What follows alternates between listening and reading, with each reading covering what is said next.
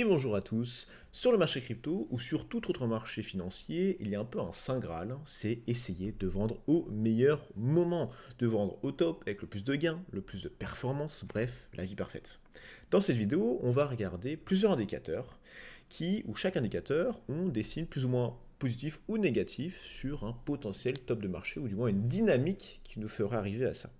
Si on additionne tous ces indicateurs avec tous les signes positifs potentiels, et ben ça pourrait, ça devrait nous donner une bonne indication de quand est-ce qu'il faut vendre, de quand est-ce qu'on doit s'attendre à atteindre un top de marché. Bien évidemment, cette technique n'est pas parfaite. Historiquement, ça a bien fonctionné.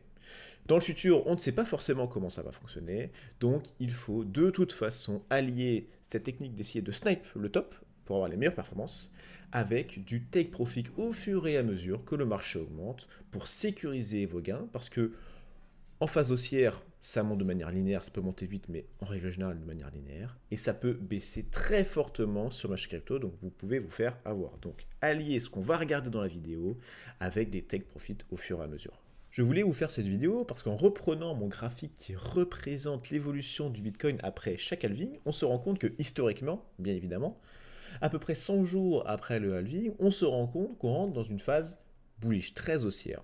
Qui dit phase haussière veut dire top de marché, veut dire bearish, veut dire range, etc. etc. C'est un cycle qui recommence à chaque halving. Donc, la question, c'est quand est-ce que sortir? Quand est-ce qu'il faut sortir du marché en top de marché pour essayer de maximiser les performances? C'est une question qui est assez intéressante parce que rentrer sur le marché crypto, c'est pas forcément le plus dur. Alors oui, ce qui va être compliqué, c'est de timer le moment où le marché crypto sera le plus bas. Et quand on regarde ce graphique, bon, on se rend compte que c'est à peu près au même moment, à peu près 850-900 jours après le précédent halving. Donc, rentrer sur le marché, c'est pas forcément très compliqué parce qu'on a beaucoup de temps pour rentrer.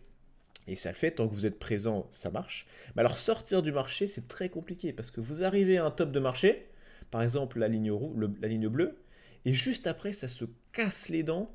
Donc c'est assez compliqué et c'est pour ça que je voulais vous en parler aujourd'hui. Le premier indicateur est très factuel, vous le connaissez sûrement, c'est une relation avec le marché futur. Sur le marché crypto, vous avez le spot, vous avez le futur. Sur le marché futur, vous pouvez faire des paris à la hausse ou à la baisse à un certain niveau. Très simple. Quand vous allez ouvrir un long ou un short, votre ordre va s'additionner sur tout le paquet des ordres qui sont disponibles, qui ont été faits sur, par exemple, sur Binance.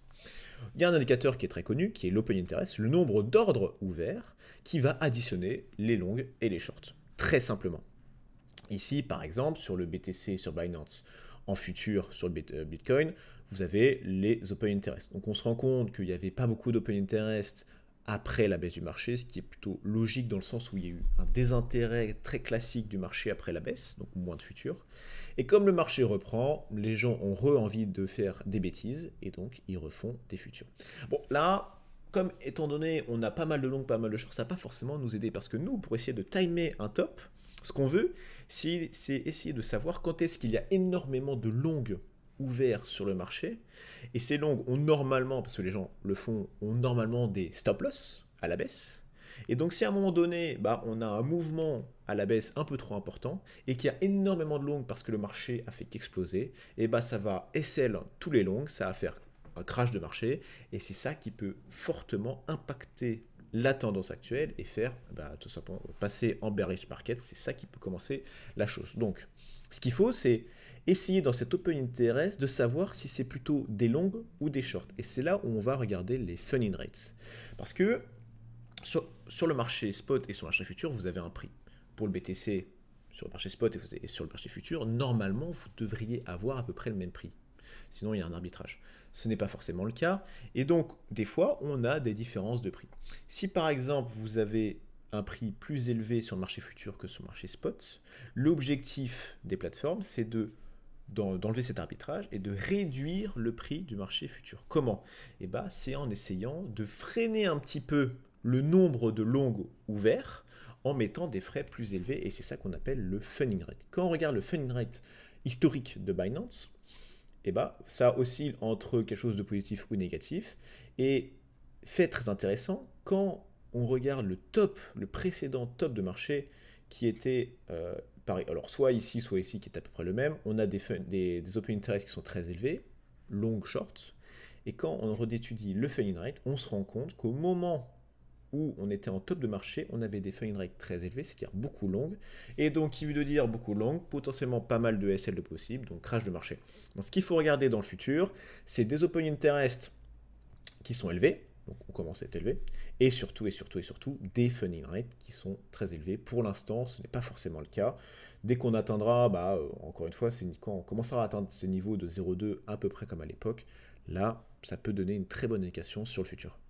Deuxième indicateur qui est assez bluffant, que vous avez sûrement déjà vu passer, c'est le Pi indicator. C'est tout simplement, c'est vraiment très très bête, c'est un assemblage de moyennes mobiles longues. Quand on regarde la configuration, on est sur ce type de moyenne mobile longue, et très simplement, quand on a un croisement haussier entre deux moyennes mobiles, on a un high sur notre Pi indicator, et à l'inverse, sur deux autres, on a un low. Quand on regarde par exemple ici en 2013, donc ça fait quand même il y a quelques temps, au moment où on a un croisement entre notre jaune et notre blanche, on a un P-Cycle High qui est affiché, qui correspond à peu près au top du marché, et ça fonctionne pas mal, parce que juste après, ça baisse, hop, on continue, là on a P-Cycle Low au niveau du croisement de la verte et de la rouge, donc d'autres moyennes mobiles. Ok, bon, c'est plutôt pas trop mal. On continue. Là, on a notre deuxième halving. On continue. On voit bien qu'entre le moment de la halving et le moment où ça commence à monter, il y a quand même quelques mois qui séparent, les fameux 100 jusqu'à 200 jours dont on a parlé tout à l'heure. En 2017, hop, recroisement. Ici, ça croise, P-Cycle, c'est vraiment le top. On continue. Ici, recroisement, on a le lot de notre P-Cycle. Très bien. On continue. Troisième halving, encore une fois, zone où il ne se passe pas grand chose, on continue, tac. On a le P-Cycle High, hop là, recroisement en 2021. Très bien, on continue, ça marche plutôt pas trop mal. Là, on a un P-Cycle Low qui n'est pas le P-Cycle Low, voilà, donc il faut le savoir que ça ne fonctionne pas forcément tout le temps. Et on continue. On a notre quatrième halving, et là, on se rend compte que, étant donné qu'on veut un croisement entre la blanche et la jaune, notre blanche est à 87 000 actuellement. Donc si on en veut un croisement, c'est forcément à 87 000 et pas en dessous.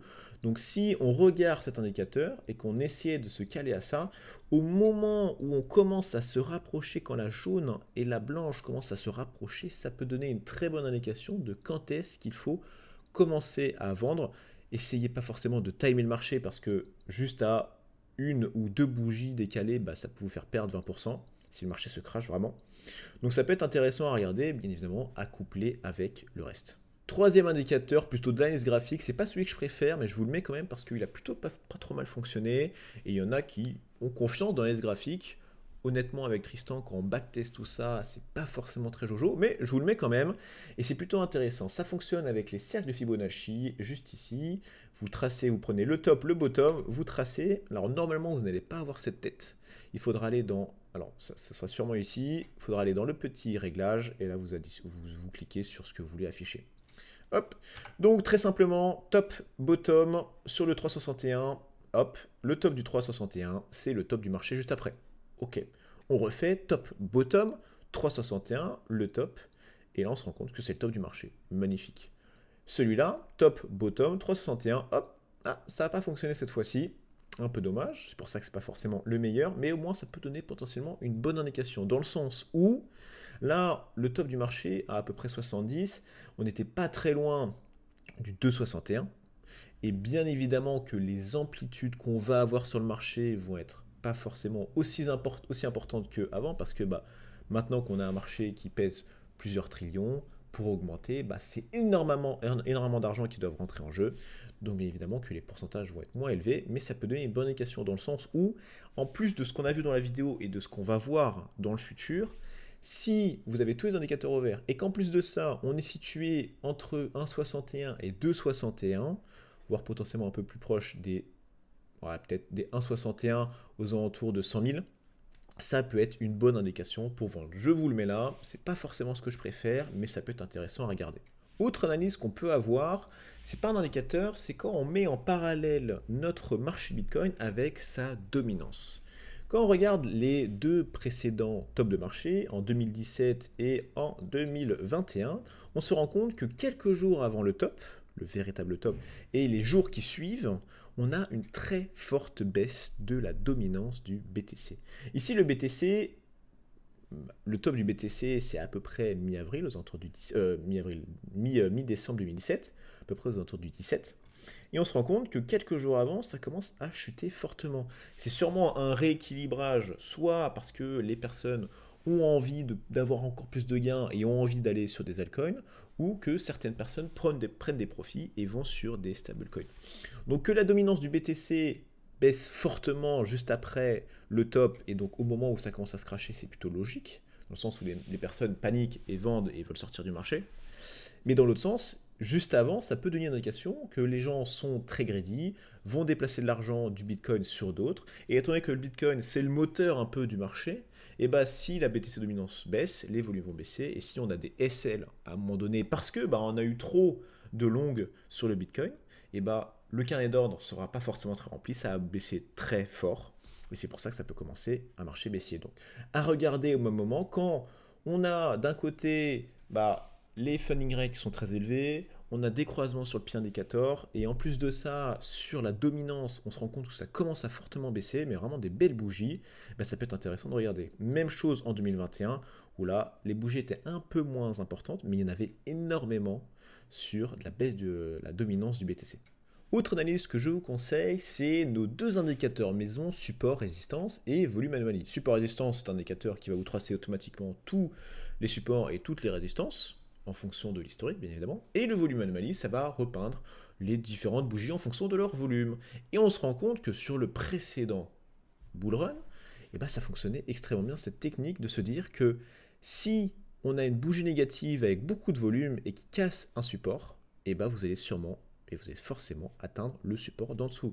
On se rend compte, ici, on casse le support, ça descend. On casse le support ici, ça descend. Jusqu'en bas, ici, ça casse le support, on descend, etc., etc. Alors ici, on commençait à avoir un peu moins de support s'ils ont été recréés juste après. Et là, ça marchait aussi à la hausse, hein, on remontait, remontait, remontait. On a fini par atteindre le support ici, on recasse, on recasse, on recasse. Bref, ça a fonctionné extrêmement bien sur le passé. Je vous invite à aller mettre ces indicateurs sur votre DayView, je vous mettrai le lien dans la description. Et donc c'est de se dire, maintenant, à la hausse, je n'ai pas forcément de résistance, parce qu'on n'est jamais allé, donc ça va être compliqué de faire des paris ça. Mais au moment où on devrait atteindre un taux de marché, j'aurai à chaque fois des supports. Et donc si on commence à casser des supports avec des bougies négatives de volume, ça peut donner une indication sur le fait que une zone très forte historiquement a été cassée avec beaucoup d'envie, et donc il faudra s'en méfier, bien évidemment couplé avec tout le reste. C'est mieux de vendre après une bougie négative que de vendre après 30% si vous êtes convaincu que le marché va commencer à baisser. Les derniers indicateurs, il y a l'ATR, donc c'est vraiment la force de la tendance qu'on va regarder, et le screener crypto qui est aussi un indicateur maison. Pour commencer sur le screener crypto, bien évidemment, si on a une trend bullish, bullish, bullish, un momentum bullish, bullish, bullish, des volumes, alors ça dépend des volumes, c'est pas forcément une science exacte, mais si on a déjà tous ces cases bullish, on pourrait se dire ok, ça va peut-être un peu trop à la hausse, c'est un petit peu bizarre. Et deuxième point, sur l'ATR, c'est la force de la tendance. Si on a un ATR qui est très élevé, c'est souvent que ça commence à puer. Ici, on a un ATR très élevé, c'était avant la baisse. Ici, on avait un ATR très élevé historiquement parlant. Hop, ça avait bien baissé après. Et en fait, à chaque fois, alors ici on est en logarithme, on est en automatique, parce que ça se réinitialise. Ici, bien top de marché, très gros ATR, ça est bien baissé. Ici, alors c'est un peu caché par mon screener crypto, hop, on avait beaucoup monté ici, ça avait beaucoup l'ATR ici, et là, rebelote, là, hop, là, on voit pas beaucoup avec ma tête, mais on a un pic ici de mon ATR qui correspondait aussi à un top de marché. Donc ça c'est plutôt intéressant à regarder, couplé tout ce qu'on a vu avec la force de la tendance. Si on a vraiment quelque chose qui casse des records, faut s'en méfier parce que c'est pas forcément normal. Bon, je vous ai présenté pas mal d'indicateurs qui peuvent vous donner des indications sur le futur, mais c'est pas forcément une science exacte, c'était historiquement parlant. Dans le futur, étant donné que le marché est de plus en plus institutionnalisé, ça va être compliqué. Et bah, il y a une technique, c'est arrêter de s'embêter, de regarder tous les jours les indicateurs, est-ce que ça marche, est-ce que ça marche pas, on ne sait pas trop si ça va le faire. Et bah, c'est de tout simplement mettre un bot de trading sur votre machine qui va fonctionner 24 h sur 24, 7 jours sur 7 en suivant bah, une stratégie que vous allez lui donner. Et on vous avait présenté la dernière fois la stratégie enveloppe qui fonctionne en excès de volatilité, donc vraiment la nature même du marché crypto. Et on se rend compte ici sur mon AVAX, je suis à moins 67% en buy and hold, je suis à plus 124% sur la stratégie profit. Elle fonctionne très bien. Je vous invite à la regarder. On a pas mal. On vous l'a montré il y a quand même la première fois qu'on vous l'a montré, ça fait quand même pas mal de temps. Vous pouvez regarder comment elle a évolué depuis et ça fonctionne très bien. Vous l'avez aussi en multi-token si vous voulez lisser votre risque. C'est personnellement ce que je fais. Et donc vous l'avez en lien dans la description. Vous l'avez codé pour l'échangeur BitGate. Si vous n'avez pas de compte BitGate, je vous invite à regarder notre lien qui est dans la description pour avoir des avantages et pouvoir vous créer votre compte BitGate. Et donc ce genre de stratégie, que l'on soit en hausse, en baisse ou en range, ça vous permet d'être exposé au marché, de ne pas avoir vous soucier de sniper un top parce que c'est pas du tout l'intérêt de la stratégie ici. C'est profiter de la volatilité. Quand ça va baisser, il y aura de la vol. Quand ça monte fortement, il y aura de la vol subs, il y aura pas mal de grosses bougies. En range, il y aura des pics à des moments. Et donc ce genre de stratégie pour diversifier, c'est très intéressant. En conclusion de cette vidéo, c'est se dire qu'on a pas mal d'indicateurs. Pris chacun de leur côté, c'est pas forcément très intéressant, mais si vous additionnez tous ces indicateurs, ça peut vous donner une bonne idée de quand est-ce que le top du marché sera.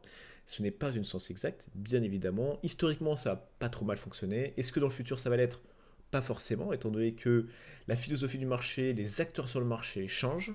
Et c'est pour ça qu'il faut continuer à faire des take profits et en plus de ça, de diversifier sur, par exemple, du très long terme où l'objectif, c'est pas forcément de snipe, ou faire des stratégies de trading pour que ça trade sur des stratégies bien définies qui s'en foutent totalement du top du marché et qui vont se débrouiller sans que vous soyez à regarder tous les jours quand est-ce qu'il faut vendre ou acheter. Si vous avez aimé la vidéo, n'hésitez pas à mettre un like, à vous abonner si ce n'est pas déjà fait. Et pour ma part, je vous souhaite une très très bonne journée et on se retrouve très bientôt pour une prochaine vidéo. À toutes.